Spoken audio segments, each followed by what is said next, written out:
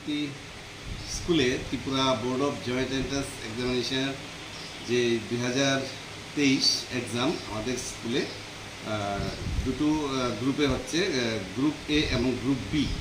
Group এতে physics chemistry, group বিতে biology. Total candidate 415। পরীক্ষা শুরু হবে 11টা থেকে, ফার্স্ট হাফে শেষ হবে 12টা 30, এবং সেকেন্ড হাফে শুরু হবে 1:30 এবং শেষ হবে 2:15।